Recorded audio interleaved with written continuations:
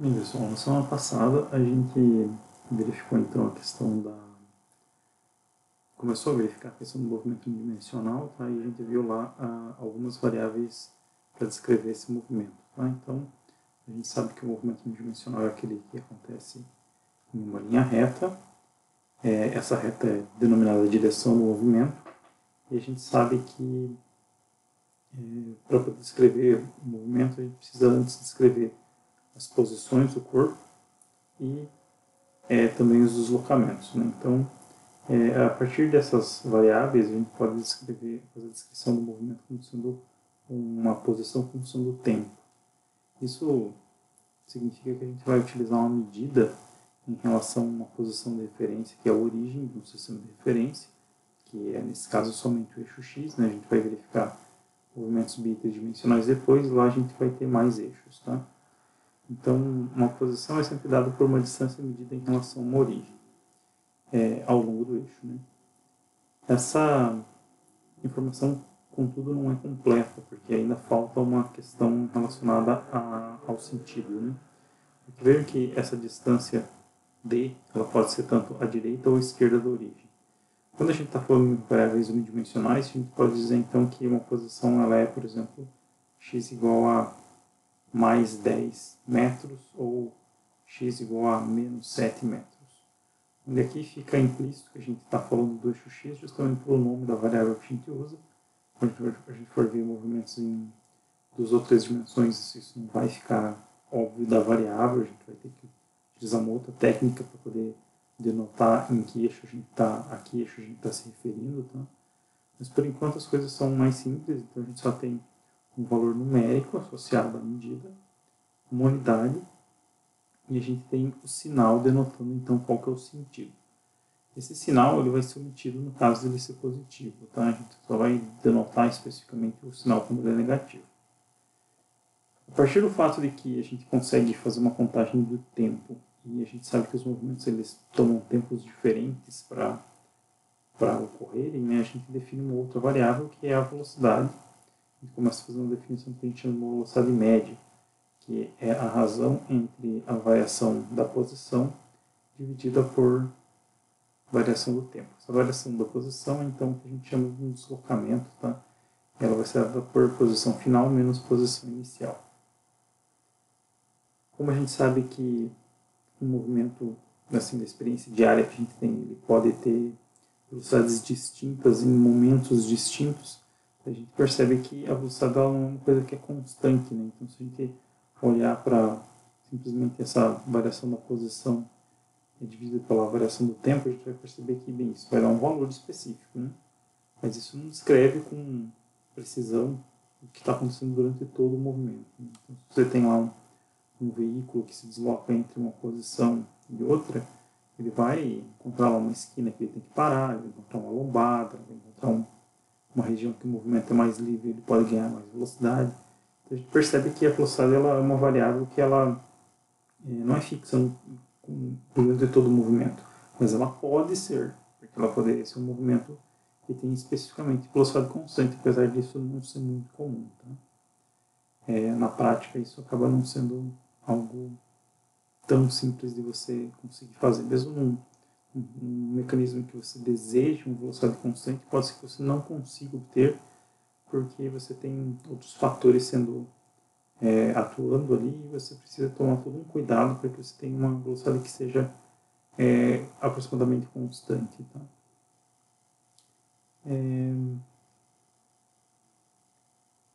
Considerando então essa ideia de que você não tem uma velocidade constante, a gente pode definir o que a gente chama de velocidade instantânea. Só que matematicamente, como que a gente poderia verificar esse valor? Né?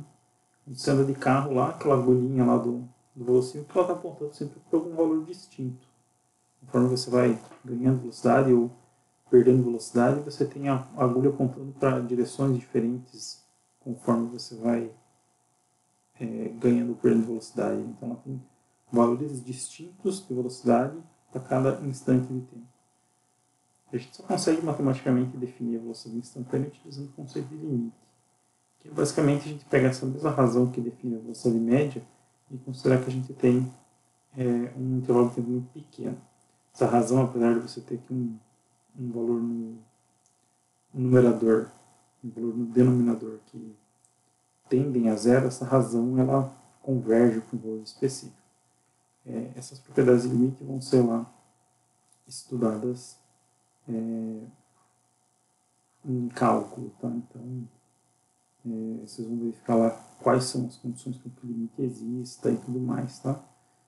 Nas funções da física, como elas são geralmente funções bem comportadas, o limite é uma coisa que vai ser bem definida, tá? Bom, agora a gente passa então para o conceito da aceleração. Veja que se a velocidade não é constante, veja, quando a gente falou em posição não sendo constante, a gente verificou que existia uma velocidade, então se a velocidade não é constante também deve existir uma outra variável que está relacionada à variação da velocidade. Essa variável é justamente o que a gente chama de aceleração. Tá? A gente vai estudar aqui, principalmente o caso da aceleração constante. Não existe uma razão para a aceleração ser constante. A maior parte dos movimentos que você vai observar no dia a dia, eles vão ser movimentos em que você não tem aceleração constante. Uma hora você está ganhando velocidade com um certo ritmo, outra hora você está perdendo velocidade, depois você pode estar ganhando velocidade de volta com outro ritmo, e isso implica em acelerações que são distintas. Mas tem um caso específico que é o caso da queda livre. Ele não é um caso super geral, mas ele é bastante interessante porque ele tem equações simples e ele é um movimento que já envolve aceleração, né? E vocês podem se perguntar, bom, se a aceleração também não é constante, então deve ter uma variável que esteja relacionada à variação da aceleração. Até existe, eu acho que essa variável é chamada de conforto, se não me engano, mas ela não é muito usada. Por quê? A gente vai ver em dinâmica que a aceleração ela vai ser onde a gente vai fazer a ponte através da segunda lei de Newton para entrar na questão das forças. Tá? Então, quando a gente for começar a falar em variação da aceleração, a gente vai começar já a pensar em forças. Tá? Então, a gente vai definir aqui o caso da aceleração constante, verificar as equações que são específicas para esse tipo de movimento e verificar alguns exemplos. Tá? Então, essa é uma aplicação que é bastante comum, principalmente aí no contexto de ensino médio ou mesmo no princípio de ensino superior. Tá? Então, começando aí pela aceleração média, como que a gente define a aceleração média? Bem, da mesma maneira que a gente definiu a velocidade média como sendo a variação da posição em função do tempo, né, dividida pelo tempo nessa razão, a gente vai definir a aceleração média como sendo a razão entre a variação da velocidade e o intervalo do tempo que se passou durante essa variação. Tá? É claro que quando a gente pensa dessa maneira, a gente pode pensar, tá, mas existe a possibilidade de você registrar valores distintos de aceleração conforme você pega intervalos diferentes. Né? De fato, isso vai acontecer se você tiver um movimento que tem uma aceleração que não seja constante, que é o caso geral. Né? Mas em específico a gente vai trabalhar com o caso de aceleração constante. Tá? Outra coisa que é interessante de notar aqui é a questão das unidades. Né? Afinal, quando a gente falou lá da posição, ficava claro que a medida da unidade da posição seria a unidade de comprimento, porque a gente estava medindo a posição como sendo uma distância em relação a uma origem. O deslocamento, como a gente tem lá uma diferença entre duas posições, e a gente só pode somar e subtrair e igualar termos que tenham a mesma unidade, ficava claro também que tinha que ser uma unidade de comprimento. Agora, para a velocidade, a gente já tem que fazer uma análise do que está acontecendo. Né? Então, veja que a gente tem uma razão entre um deslocamento e aqui o intervalo de tempo. O deslocamento é medido em metros, né? Se o intervalo de tempo em segundos, a gente vai ter uma unidade que é metros por segundo. Agora, quando a gente vai falar da aceleração, a gente está dividindo uma coisa que tem unidade de metros por segundo por uma outra coisa que tem unidade de segundos. Né? Então, eu posso pegar e dividir aqui o metro por segundo, ao invés de dividir por segundo, multiplicar por 1 sobre segundo. Né? Então, fica claro aqui que, na verdade, a unidade vai ser metros por segundo ao quadrado. Mais geral do que isso, na verdade, né, o fato é que a gente tem sempre uma unidade de comprimento dividido por uma unidade de tempo ao quadrado. Tá? A gente pode ter até acelerações em léguas por semana ao quadrado, se a gente quiser. Claro que essas unidades não são usuais, né, não é o que a gente costuma utilizar, A gente costuma utilizar mais metros por segundo porque são as unidades que a gente usa no dia a dia, de fato, e são as unidades do sistema internacional. Tá? Aqui, como eu estava falando, né, é sempre comprimento por tempo ao quadrado para você denotar a aceleração. Outra coisa que é interessante notar é que, da mesma maneira como a gente teve lá no caso da velocidade média, que a gente pode verificar lá num gráfico da posição em função do tempo, que existia lá uma reta que ligava dois pontos e que fazia com que a inclinação dessa reta a gente pudesse medir a velocidade média, vai acontecer a mesma coisa para a aceleração. Só que a gente vai ter um gráfico da velocidade em função do tempo. Então, se você tiver um gráfico aqui que faz uma curvatura e a gente vai ter aqui dois instantes de tempo específicos, que são T1 e T2, a gente verifica que se a gente faz uma reta aqui que liga esses dois pontos, a inclinação dessa reta aqui vai ser θ. E a tangente desse ângulo θ vai ser justamente dada pela inclinação aqui vertical, essa altura vertical aqui, dividida por esse ΔT aqui. Então a gente verifica que a tangente de θ está ligada justamente a essa razão ΔV sobre ΔT, que é a aceleração média. Tá? Então, no movimento que a gente tem velocidade que varia, a gente pode fazer essa análise gráfica e encontrar no gráfico uma interpretação para a aceleração média.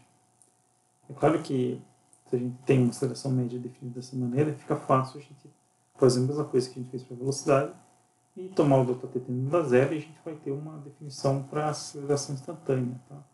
Então, usando esse limite, equivale a gente pegar e aproximando os pontinhos aqui, por exemplo, nessa primeira reta, você tem um ponto aqui e um ponto aqui. Então, se você quer, na verdade, a aceleração instantânea aqui no ponto P, o que você faz? Pega esse primeiro ponto e esse outro ponto aqui correspondente, traça uma reta e diz, olha, aqui eu tenho uma reta que vai me dar uma velocidade média. E aí eu imagino que, bom, é uma aproximação pelo menos, se não é igual a aceleração do ponto P. Se você achar que, bom, não está bom o suficiente, escolhe outro ponto, outro par de pontos, né, que são mais próximos do ponto P. Então isso vai te dar um outro valor de aceleração média, que com sorte deve ser melhor, né? Mas não pode ser pior também. Mas se você está precisando não está bom o suficiente, você vai lá e escolhe outro par de pontos e faz de novo a questão do cálculo da aceleração média. Quando você toma o limite com ΔV tendendo a zero, ou seja, a distância entre esses dois pontos aqui, tendendo a zero, ficando cada vez mais próximo do ponto P, você vai perceber que essa aproximação ela tem a tendência de melhorar. Quando você toma então com ΔT tendendo a zero, significa isso. Você ir melhorando sucessivamente a sua aproximação até que você chegue num valor que ele passa a ficar constante, ele vai convergindo, que a gente chama. Então, a gente define a aceleração instantânea justamente dessa maneira, tá? Limite de ΔV sobre ΔT com ΔT tendendo a zero. Como eu falei, na verdade a gente não vai trabalhar com casos em que a aceleração não seja constante. Tá? Então a gente vai simplesmente trabalhar com casos mais simples em que, na verdade, a velocidade média obrigatoriamente é igual à própria velocidade instantânea, justamente pelo caso dela ser constante. Tá? Notem que a aceleração ela pode ser considerada como função do tempo, afinal, para cada instante diferente de tempo, você tem potencialmente um valor de aceleração distinto. Né? Claro que o caso que a gente vai trabalhar é justamente o caso em que a gente tem uma aceleração constante. Então, num gráfico da aceleração como função do tempo, apesar de ele admitir formas distintas, né, a gente vai trabalhar com essa forma em que ele é simplesmente uma reta horizontal. Até que a gente também tem nesse gráfico uma função que tem uma cara de seno. Né? De fato, se você pegar um sistema massa-mola, né, que você tem um suporte, uma mola e um bloquinho, por exemplo, se você colocar esse sistema para oscilar, você vai perceber que a posição, a velocidade e a aceleração elas são dadas por funções com essa cara aqui, em que você tem uma oscilação. Tá? Então, não é que não existam sistemas em que a aceleração não é constante. Existe, massa-mola, um exemplo. Só que a gente vai estudar o caso mais simples possível que envolva a aceleração, que é justamente o caso da aceleração constante. Então, é interessante a gente verificar quais são as equações que regem esse caso da aceleração constante, né? A primeira delas é justamente uma equação que é conhecida, que é a evolução da velocidade por causa da aceleração constante. Afinal, vejam que a gente tinha definido a aceleração média como sendo ΔV sobre ΔT. Então, nesse caso, a gente pode passar esse ΔT multiplicando e escrever que ΔV vai ser igual à aceleração média vezes ΔT. É justamente essa equação que a gente tem aqui. Só que ΔV é VF menos VI. Então, eu posso abrir esse ΔV e passar o VI para o lado direito e eu vou ficar com essa expressão. Então, a gente nota que se a gente faz um gráfico da velocidade em função do tempo, no caso da aceleração constante, que a gente vai obter. Por comparação, isso aqui tem uma cara de equação da reta. Né? Então, quando a gente pega e faz o gráfico, a gente obtém justamente uma reta. Nesse ponto aqui, onde a reta cruza o eixo vertical, que seria em t igual a zero, é justamente o valor da velocidade inicial que a gente tem. Por isso que é comum a gente acabar escrevendo essa expressão como sendo v igual a v0 mais a aceleração vezes o tempo. Por quê? Porque o v0 é justamente o v quando t igual a zero. E aí aqui, ó, a gente tem que esse ΔT vai ser o tempo, a variação da posição do valor lido num relógio. Né? Porque, ao invés de usar um relógio, a gente pode usar um cronômetro. O cronômetro a gente consegue zerar ele para começar a contar o tempo justamente quando a gente tem o início do fenômeno. Né? Então é comum a gente usar t final, simplesmente t, que é a leitura do cronômetro, e ti igual a zero. Né? Então, juntando isso aqui, a gente fica com essa expressão aqui, que é a mais comum da gente ver lá no ensino médio. Mas, assim, é só o nome do boi, né? Não vai estar mudando nada em relação ao significado dele. A equação continua sendo exatamente a mesma. E é importante notar que ela tem essa cara de reta. Né? Então, aqui eu faço até essa discussão aqui de zero ao cronômetro, né? Para chegar nessa equação final aqui, mas eu uso essa notação de V final e V inicial.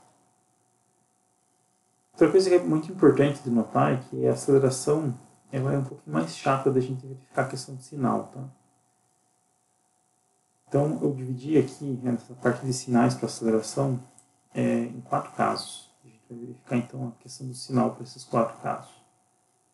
Então, a gente tem aqui, ó, no caso você tem um eixo x que cresce para a direita, você tem uma velocidade inicial de 1 metro por segundo, uma velocidade final de 4 metros por segundo. Vamos considerar que o ΔT é sempre o mesmo, sei lá, 1 segundo, por exemplo. E a gente vai ter, nesse caso aqui, que ΔV é igual a 3 metros por segundo. Então veja que, por que ele é 3 metros por segundo? Porque é 4, que é a velocidade final, menos 1, que é a velocidade inicial. Então eu vou ter um ΔV de 3 metros por segundo positivo. Se o teu ΔT é 1 segundo, você vai dividir 3 metros por segundo por 1 metro por 1 segundo, você vai ter 3 metros por segundo ao quadrado. Né? Então, ou seja, você tem uma aceleração que é maior que zero. Agora, vamos considerar o caso em que você está perdendo velocidade e se movendo ainda no sentido positivo do eixo x. Então, você tem lá uma velocidade inicial de 5 metros por segundo e você diminui ela para 2 metros por segundo. Então, nesse caso, você tem v final, que é 2, menos v inicial, que é 5. Então, você vai ficar com menos 3 metros por segundo. Considerando lá, então, que o intervalo de tempo foi de 1 segundo, você vai ficar com menos 3 metros por segundo ao quadrado. Ou seja, a tua aceleração ela foi menor do que zero. Só que isso aqui é um erro meio comum do pessoal assumir que, olha, se você tem uma diminuição da velocidade, necessariamente a tua aceleração é negativa. Só que isso não é sempre verdade. Isso é verdade se você está se movendo no sentido positivo do eixo. Se você estiver se movendo no sentido negativo do eixo, como nessas duas figuras que a gente tem aqui para baixo, a gente vai verificar o seguinte, que vamos considerar que você tem uma velocidade no sentido negativo do eixo de menos 1 metro por segundo, e depois você fica com menos 4 metros por segundo. Então você está ganhando velocidade, né? Só que a gente percebe que quando a gente vai calcular VF menos VI, você vai ficar com menos 4 menos 1, e vai dar menos 3 metros por segundo. Considerando o tempo como sendo de novo 1 segundo, a gente vai ficar com menos 3 metros por segundo ao quadrado. Então veja que a aceleração aqui vai ser negativa, mas você está ganhando velocidade em módulo. Né? Então percebam que, na verdade, essa coisa é um pouquinho mais complicada, mas dá para resumir isso numa regra bem simples. Tá?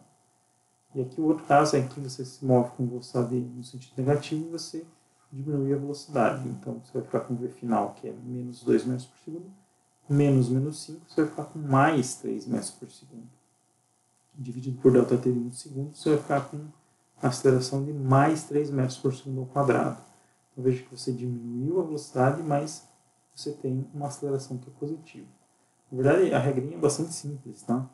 A gente tem, no caso lá da posição, se a posição está no semi-eixo positivo, né, você divide o eixo coordenado aqui em duas partes. Uma que vai ser o semi-eixo positivo e a outra que vai ser o semi-eixo negativo. Então, toda posição que está no semi-eixo positivo é positiva, toda posição que está no semi-eixo negativo é negativa. Para o deslocamento é o seguinte: se você se desloca no sentido positivo, você vai ter um deslocamento positivo. Se você tem um deslocamento no sentido negativo, ele vai ser um deslocamento negativo. Como a velocidade ela é calculada como sendo a razão entre o deslocamento pelo intervalo de tempo, o intervalo de tempo é sempre positivo, isso implica também que velocidades são positivas quando elas são no sentido positivo do eixo,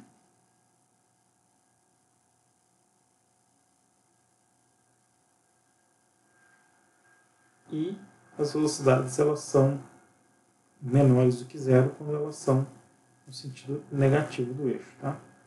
Agora, para aceleração, a gente vai ter que fazer a seguinte análise. A gente tem um caso que, se V aumenta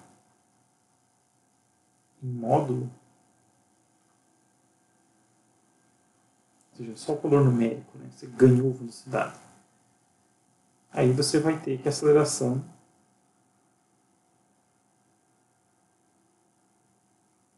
tem o mesmo sinal que V. Ou seja, se a tua aceleração ela aumenta de valor e ela é positiva, quer dizer que a tua aceleração é positiva também. Que seria esse caso aqui, em que você ganha velocidade, está se movendo no sentido positivo, mas pode ser também esse daqui, ó.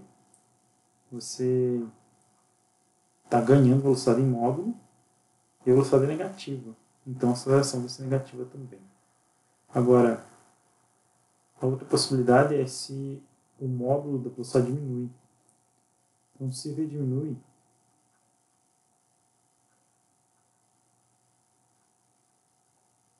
em módulo, então a aceleração tem um sinal oposto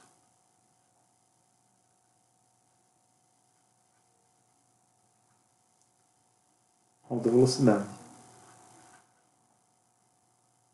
ou de V. Aí eu tenho aqui, ó, a análise desses 4 casos, tá? E depois a gente vai ter aqui justamente os casos, tá?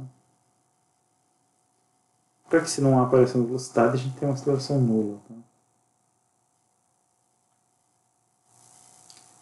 Outra coisa que é importante a gente perceber é que se a gente faz uma análise desses gráficos que a gente faz aí da velocidade em função do tempo, da aceleração em função do tempo também, a gente tem uma interpretação da área, tá?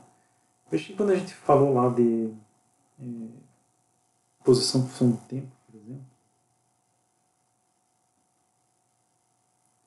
se a gente tivesse lá um gráfico de posição, eu falei que se você tiver um ponto específico e você quer saber qual que é a velocidade, basta você verificar qual é a inclinação da reta tangente, né? A reta que toca aquela curva somente nesse ponto. Você tem aqui que a tangente desse ângulo θ está relacionada ao valor da velocidade instantânea. Se você fizer um gráfico da velocidade em função do tempo, vai acontecer a mesma coisa. Só que quando você pega e faz aqui a análise da inclinação da reta tangente, você vai ter a aceleração instantânea. Então aqui, ó, você tem a velocidade e aqui você vai ter a aceleração. De maneira análoga aqui, a gente tem interpretações diferentes para cada gráfico que a gente está tratando. Então, se você pegar um gráfico, por exemplo, da velocidade em função do tempo, o que seria essa área aqui? Bem, ela vai ser calculada como sendo essa altura aqui, vezes esse intervalo de tempo. Eu quero o seguinte, que a velocidade aqui ela é constante. Se a velocidade é constante, isso daqui é daqueles movimentos que a gente sabe que a velocidade média é igual a velocidade, ou seja, o movimento equivale que x é igual a x inicial mais a velocidade vezes o tempo. Ou que ΔX vai ser igual a velocidade vezes o tempo. É comum a gente usar ΔT e T de uma maneira assim, que é intercambiável, porque a gente faz sempre aquela ideia de zero ao cronômetro. Tá? Então esse T e esse ΔT significam a mesma coisa. Esse V0 aqui, posso considerar como sendo simplesmente a velocidade. Tá? Vai ser esse valor aqui. Por que eu posso considerar esse valor? Porque a velocidade é constante. Tá? A gente costuma chamar de V0 quando a gente não está falando de movimentos de aceleração constante, porque a gente sabe que a gente tem um V quando t é igual a zero e que ele muda conforme o tempo passa. Né? Mas se a gente tem um caso de velocidade constante, a gente pode simplesmente chamar essa velocidade de V, é o que a gente costuma fazer. Né? Mas se a gente chamar de V0, também dá na mesma, porque ela é uma velocidade que é um valor constante. Então notem que V vezes T é justamente essa área aqui. Que é a área desse quadrado, né? Que é essa altura V vezes essa largura ΔT aqui. Então, essa área entre um tempo inicial e um tempo final, o eixo horizontal e o eixo vertical, é justamente, ela pode ser interpretada como sendo o deslocamento no gráfico da velocidade com o tempo. Tá? Então, vai ser um ΔX. Se a gente fizer um gráfico similar no caso da aceleração, a gente vai ter que a área ela vai significar a variação da velocidade. Então, você tem aqui um tempo inicial, você tem aqui um tempo final, e você tem essa área aqui. Né? Veja que isso aqui é um ΔT. Isso daqui é simplesmente um valor de aceleração. Só que a gente verificou que o caso da aceleração constante é aquilo em que você pode escrever que Vf menos Vi, ou seja, ΔV, vai ser igual a aceleração vezes o tempo. Ou seja, nesse gráfico aqui, a interpretação dessa área é variação da velocidade. Tá? Por que eu estou falando disso? Né? Porque se você pegar e juntar essa ideia da interpretação do gráfico com o gráfico para casos de velocidade de aceleração constante, a gente consegue determinar algumas daquelas expressões que a gente conhece lá para o caso da aceleração constante. Então a gente tem aqui o gráfico da velocidade em função do tempo. A gente sabe que nesse caso aqui a gente tem um caso de aceleração constante. Então, se A é igual a constante, isso implica que a velocidade é igual à velocidade inicial mais a aceleração vezes o tempo. Ou seja, ele vai dar esse gráfico aqui que é uma reta, tá? Esse gráfico aqui. Aí você deve estar se perguntando, tá, mas vamos supor que eu precise determinar então quanto eu andei num certo movimento entre um tempo inicial e um tempo final. Mas eu tenho que a velocidade não é constante, como é que eu calculo isso? Né? Então, existem algumas maneiras de você fazer isso. Uma delas é você pegar e fazer um cálculo aproximado. Né? Imaginar que, olha, a cada minuto eu vou medir a velocidade no início do minuto e vou considerar que o carro andou com aquela velocidade constante durante todo aquele minuto. Aí, no próximo eu meço a nova velocidade e faço essa cálculo conseguindo que a velocidade fosse constante durante aquele minuto. Aí você vai ter um negócio que vai ficar com essa cara aqui, ó. Você considera que a velocidade no início do teu intervalo de 1 minuto vai ser constante, você calcula uma areazinha aqui, ó, ela vai te dar um deslocamentozinho durante 1 minuto. Durante o próximo minuto você faz a mesma coisa, depois no outro você faz a mesma coisa. Você vai ter valores diferentes para cada minuto, mas você vai conseguir, mesmo no caso em que você tenha uma variação bastante complexa da velocidade, você vai conseguir fazer uma aproximação legal. Mas, uma aproximação vai ficar meio tosco? Talvez. Aí o que você pode fazer? Você pode fazer esse processo de medir a velocidade a cada 30 segundos. Então você vai ficar com um negócio que vai ficar melhor aproximado assim. Se você achar que não está suficiente ainda, você pode usar 15 segundos, ou 5, ou 1 segundo, ou meio segundo. E com isso você vai conseguir fazer uma aproximação cada vez melhor. Tá? Então esse processo aí é um processo que é utilizado principalmente como maneira aproximativa, tá? Quando a gente não tem outros recursos. Mas tem funções que são às vezes tão complexas que a gente precisa calcular essa área embaixo da curva. Essa daqui seria a melhor alternativa que a gente teria. E no computador isso é relativamente fácil de fazer, tá? Então é uma coisa que acaba sendo bastante utilizada. Agora, se a gente tem uma situação tão simples assim, que você tem uma reta, o que a gente pode fazer? A gente pode calcular essa área simplesmente como sendo uma área de um retângulo mais uma área de um triângulo, tá? Então vejam que esse valor aqui, ó, é a minha velocidade V0, ou velocidade inicial, né? E aqui eu tenho que toda essa altura aqui vai me representar a minha velocidade final. Aí você tem aqui essa largura como sendo ΔT.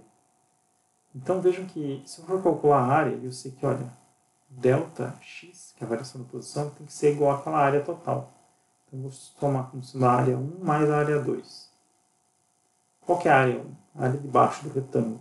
Mas o retângulo eu sei que ele vai ter uma área que é V0 vezes ΔT.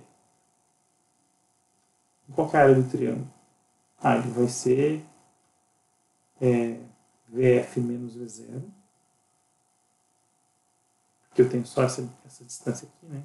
VF é tudo, V0 é só até a metade aqui, mais ou menos, né? Então essa diferença vai ser VF menos V0. Eu vou multiplicar isso aqui por ΔT e dividir por 2, né? Que é um triângulo. Então, a gente pode observar o seguinte, que a gente sabe que V0 vai ser VI mais AT, né? Aliás, VF é VI, ou V0, mais AT. Se a gente pegar e substituir esse resultado, como é que vem isso aqui? Vem aqui. Se a gente substituir esse resultado aqui no lugar do VF, a gente vai obter V0 vezes ΔT mais... Veja que esse V0 vai cancelar com esse aqui. Você vai ficar simplesmente com A vezes T vezes esse ΔT. Como ΔT e T são a mesma coisa aqui, porque a gente está zerando o cronômetro, eu posso escrever isso como sendo A vezes ΔT ao quadrado, dividido por 2. Isso aqui é justamente uma daquelas expressões famosas, né, para a gente verificar a variação da posição quando a gente tem um movimento de aceleração constante. Aqui eu peguei e abri o delta, tá? Acho que toda essa pontinha que eu fiz aqui do lado está explicada passo a passo aqui no texto, tá? Então a gente obtém essa primeira equação que a gente conhece lá do ensino médio, que é para um caso de evolução da velocidade por causa da aceleração constante. Mas isso não é a única, tá? Tem uma outra que nunca é muito usada no ensino médio, que ela vai ser o fato de você pegar e simplesmente substituir essa expressão de volta aqui, ó, para eliminar o VI e reescrever a equação em função de VF.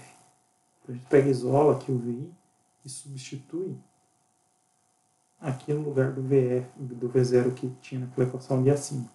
Então a gente vai chegar nessa outra equação aqui embaixo, que é igual. O que ela muda?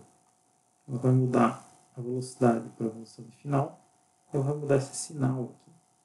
Quando que isso aqui vai ser útil? Veja que é muito comum que a gente tenha alguns problemas em que você sabe que o movimento é de aceleração constante, você sabe qual é o deslocamento, sabe o tempo que isso ocorre e sabe a velocidade final. Ou melhor, você não sabe tudo isso. Você não conhece uma dessas variáveis. Por exemplo, o deslocamento. Você pode conhecer o tempo, a velocidade final, a aceleração, mas você não sabe o deslocamento. Como é que você pode calcular isso? A maneira mais fácil é você simplesmente substituir essa expressão aqui. Esses problemas de cinemática é muito comum que você consiga resolver ele com mais que uma maneira, tá? Então, talvez seja o caso que dê para resolver lá o problema que você tem. Mas se você tiver essa equação, fica mais fácil. Você simplesmente substitui os valores aqui e você vai conseguir resolver, tá? Tem um outro caso, que eu também tenho a discussão aqui de como chegar nessa expressão, mas é comum que você tenha problemas que você não tem o valor da aceleração. Você sabe que a aceleração é constante, só não tem o valor da aceleração. Aí eu mostro aqui que no caso de você ter uma velocidade constante, uma aceleração constante, só no caso da aceleração constante, velocidade média pode ser escrita como sendo velocidade inicial mais a velocidade final dividido por 2. Veja que a velocidade média ela é definida como sendo ΔX sobre ΔT. Se a aceleração for constante, portanto, a evolução temporal da velocidade vai ser linear, aí a gente pode escrever que a velocidade média é igual à média do valor inicial e do final. Em outros casos, isso não é verdade. Tá? Então, a gente pode pegar e substituir essa expressão aqui justamente nessa expressão aqui que está relacionada à definição da velocidade média. Né? E aí a gente vai chegar nessa expressão aqui, que é muito útil porque ela não envolve aceleração. Então, se você tem lá um movimento aqui, você sabe que a velocidade é constante, que a aceleração é constante, e você não tem, por exemplo, a velocidade inicial, mas tem a final do tempo e o deslocamento, fica fácil você substituir nessa expressão aqui para determinar a variável que falta. Tá? Outra equação que é muito famosa é a tal da equação Torricelli. Então, isolando o tempo, naquela expressão que é V igual a V0 mais AT, a gente pode pegar a expressão por tempo que a gente tem e substituir ela lá naquela expressão que é o popular sorvetão, né? Que é a equação 293 aqui, que é x igual a x inicial mais velocidade inicial vezes o tempo mais aceleração vezes o tempo quadrado dividido por 2. Se a gente faz a substituição dessa equação aqui, então, dentro dessa outra aqui, a gente vai ficar com essa daqui. Aí, só fazendo uma manipulação aqui, trabalhando com esses termos, a gente consegue verificar que alguns deles cancelam e a gente vai ficar com essa expressão que é bastante famosa aqui, porque ela não envolve o tempo. A gente só tem as velocidades inicial e final, a aceleração e o deslocamento. Né? Então, quando a gente não tem o tempo, mas a gente busca encontrar alguma dessas variáveis e tem as outras, fica mais fácil a gente usar então essa equação que é conhecida como equação de Torricelli. Se a gente juntar todas essas expressões que a gente verificou, a gente vai obter esse resultado aqui, ó, que é uma tabela onde você tem a primeira equação aqui, que é a evolução da velocidade para aceleração constante. Essas três aqui relacionam aqui a evolução da posição, mas num caso sem a velocidade final, no outro sem a velocidade inicial, no outro sem a aceleração. E a gente tem depois a equação de Torricelli, né, que é famosa. Na verdade, ela é uma equação que não envolve o tempo. E a primeira equação aqui, que é aquela que relaciona a velocidade, a aceleração e o tempo, é uma equação que não envolve ΔX. Então, a ideia para resolver os problemas é justamente a gente olhar para o problema, identificar quais são as variáveis que a gente tem, quais são os resultados que são dados, né? Tem uma velocidade inicial, tem uma velocidade final, tem o tempo, mas não tem aceleração. Então, acho que para você descobrir a aceleração, você tem que usar uma equação que tem aceleração. Então, essa equação aqui, ela ficaria descartada, porque ela não envolve aceleração. Então, você pega alguma das outras e verifica o que você tem. E você substitui na equação, isolando a aceleração, você obtém a aceleração que você deseja. Tá? Então, é sempre uma ideia de você identificar as informações que são disponíveis, verificar o que você quer, ou seja, qualquer pergunta, né? É a aceleração, a velocidade inicial, o tempo. E aí, procurar qual dessas equações ela envolve a equação que você, a variável que você deseja, e ela não envolve a variável que você não tem, porque essas informações elas nunca vão ser completas. Elas vão ter lá, veja que a gente tem 1, 2, 3, 4, 5 variáveis. Elas vão ter sempre 4 ou 3. Certo? Então você deseja encontrar uma outra das variáveis. Então, veja que se você tiver 3 variáveis aqui, a quarta fica determinada, porque você tem essa equação. Então, os problemas são basicamente desse tipo. Como eu falei, a aplicação mais importante da questão da aceleração constante é justamente o movimento de queda livre. Tá? E vejam que a gente tem aquela questão do sinal. Né? A gente só tem 2 casos por causa da aceleração da gravidade. Ou você escolhe um sistema de referência com um eixo que aponta para cima,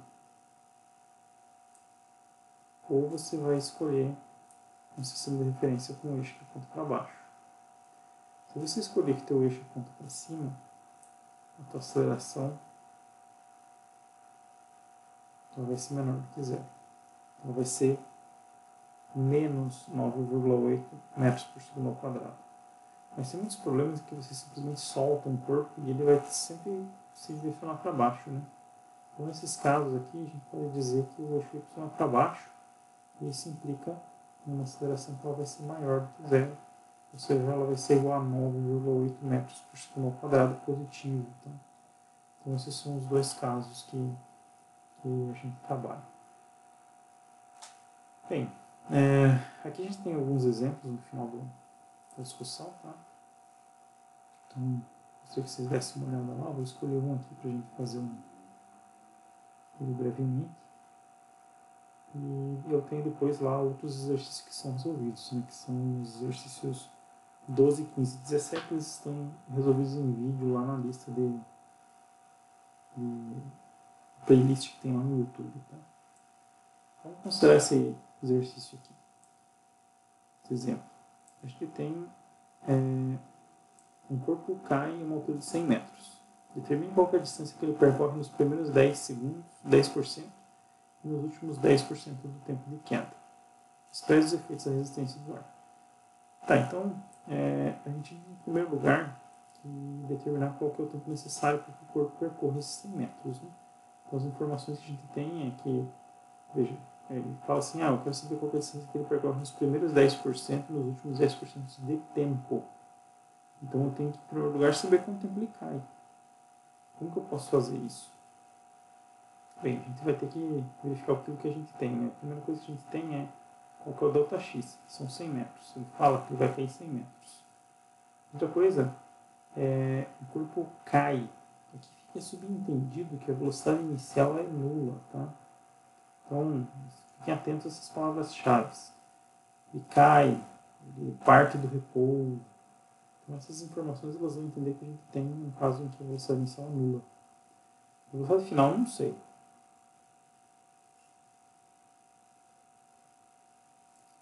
Eu sei a aceleração. Ela é a aceleração da gravidade, que a gente costuma representar por um G minúsculo. Tá? Isso aqui significa 9,8 metros por segundo ao quadrado. O sinal vai depender do sistema de referência que eu adotar. Tá? Então, penso no seguinte, qual que vai ser o tempo necessário para fazer esse deslocamento? Então, o meu ΔT é a minha variável que eu preciso determinar. Então, considerando que eu tenho deslocamento, velocidade inicial e aceleração, se eu olho lá naquela tabela, o que eu vou ter? Bem, a velocidade final não conheço, então não pode ser essa daqui. Eu tenho aceleração, eu desejo determinar o tempo. Veja, não pode ser essa daqui também, porque eu não sei a velocidade final. Aqui eu não sei a velocidade final também. E aqui eu não sei a velocidade final também. Então veja que só sobrou essa daqui. Então, determinar qualquer equação que a gente pode utilizar muitas vezes é por exclusão, tá? Talvez até a maioria das vezes. Então, basta a gente pegar, aliás, essa daqui não, eu risquei errado, essa daqui envolve a velocidade final. É essa daqui de cima que não envolve a velocidade final, que é o sorvetão, né? Então, o que a gente vai fazer? A gente vai simplesmente pegar a equação e isolar o tempo. Veja que isso aqui vai ser facilitado pelo fato de que a minha velocidade inicial é nula, né? Então, esse termo aqui que envolve, está aqui só com V, né? Mas se é zero ou VI, é a minha velocidade inicial, que é zero. Então, nesse caso, basta eu pegar o 2 e passar multiplicando do outro lado, para 2 vezes ΔX, dividir pela aceleração, isso vai ser igual ao tempo ao quadrado. Então, se eu tirar a raiz quadrada, eu tenho que tempo vai ser igual a raiz quadrada de 2 vezes ΔX sobre G. Então, vou adotar aqui um sistema de referência que seja para baixo, tá? Apesar de não ter figura aqui. Então, o que eu tenho aqui? O corpo está aqui e ele vai cair. A distância vai chegar aqui na posição 100 metros. Então, o meu eixo x é positivo. Então, veja que o meu ΔX, uma coisa que é importante também verificarem, né? Que o sinal de ΔX também depende do sistema de referência. Então, como eu adotei que o sentido é positivo para baixo e você se desloca no sentido positivo, então quer dizer que o meu ΔX é igual a mais 100 metros. O meu G também tem que ser positivo. Por quê? Porque eu adotei o x para baixo. Então isso implica que, como eu falei ali em cima, a gente vai ter que o G é mais 9,8. Então, se vocês tiverem erros lá de sinal, é uma possibilidade muito grande que vocês tenham errado aí na questão de escolher o sinal adequado de acordo com o sistema de referência que vocês fazem. Tá? Acho que a escolha do sistema de referência é livre, mas depois que você escolhe o sistema de referência, você tem que se manter coerente com essa escolha e colocar o sinal adequado para essas variáveis. Então, fazendo essa conta e substituindo os resultados, a gente obtém 4,52 segundos. Tá? Então, para determinar qual é a distância que é percorrida nos primeiros 10% do tempo, basta a gente determinar quanto que é 10% de 4,52, né? Vai ser 0,452 segundos. Então, para poder determinar qual é a distância percorrida, basta usar de novo o sorvetão, que vai ser V0t mais AT ao quadrado sobre 2, veja que A aqui é igual a G, né? Porque essa é a velocidade da gravidade. V0 é igual a 0, portanto, o ΔX vai ser igual a Gt ao quadrado sobre 2, que é o que está aqui. Então, substituindo esses resultados aqui, a gente vai ter um método. Agora, como que eu posso determinar quanto ele percorreu nos últimos 10%? Eu digo que o mais fácil fazer isso é você calcular quanto que ele percorre em 90% do tempo e fazer a diferença de 100 metros menos esse resultado que você vai obter.